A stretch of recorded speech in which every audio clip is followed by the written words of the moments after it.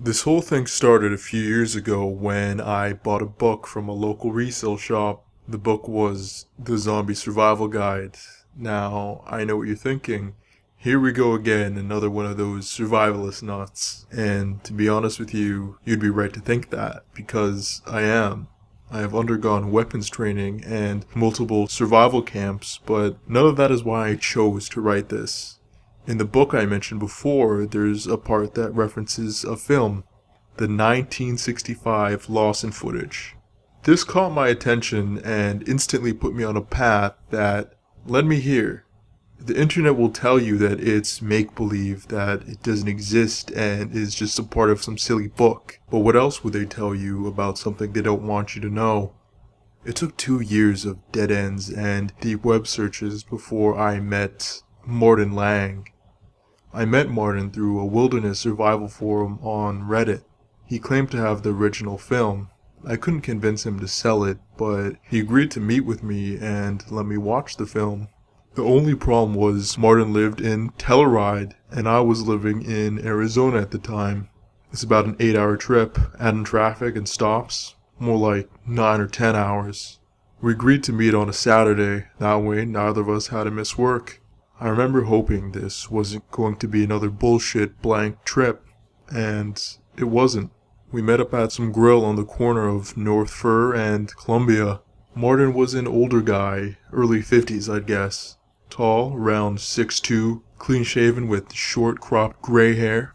It's hard to describe his demeanor. In one word, I would call it paranoid. He never really looks directly at you when he speaks. He's always scanning the area and talking under his breath as if someone might be listening. "Dave, it's good to finally meet you in person." Reaching out to shake my hand with a slight nervous chuckle. Then he got straight to the point. "There's a library 4 blocks from here on Pine Street. They have a film room. I'll meet you there in the morning. There's a hotel 1 street over. Get a room and get some rest. And I'll see you in the morning." I had to stop him right there. The way he was acting was starting to freak me out a little bit. I was starting to wonder if we were in any real danger. "Whoa, slow down, man. Is there something wrong?" He stopped scanning the area and looked at me directly in the eyes, then said, "Yes, there is something horribly wrong, but we'll talk about it tomorrow in the morning." With that, he gave me a nervous smile, got in his car, and drove away. Now, I could have gotten in my car and gone home, but I didn't.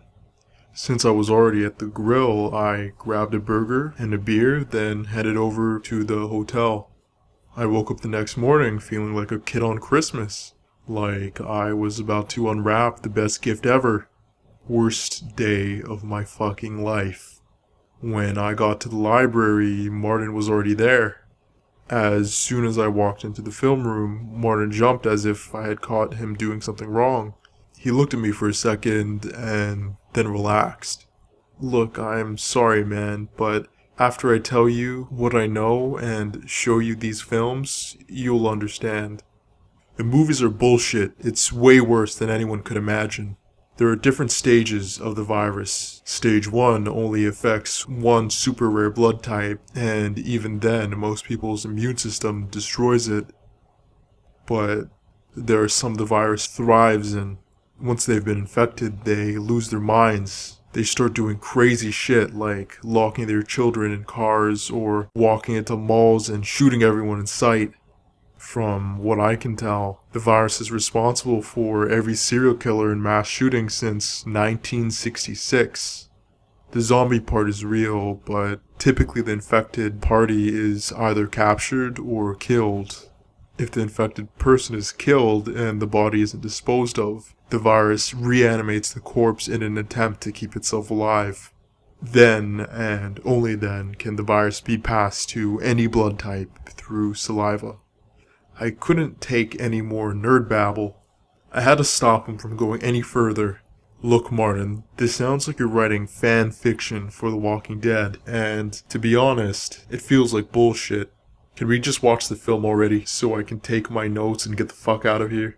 He looked at me a little disappointed by my reaction, but then he said something I'll never forget. "You'll understand everything real soon." It wasn't so much what he said, but how he said it that really stuck in my head. As it turns out, there were actually 4 cans of film, hours and hours of footage, grainy 8mm home videos chronicling Harry Lawson going insane and killing 3 people before he was shot and killed by the town's sheriff. The body was kept on the scene a little too long, and he reanimated, then infected several others. The part of the Lawson film everyone knows about is only a small part. The family trying to escape on a school bus was an excerpt from the end of the film. Hours came and went as we sat in the dark watching the film. I must have dozed off at some point because a loud pop woke me up.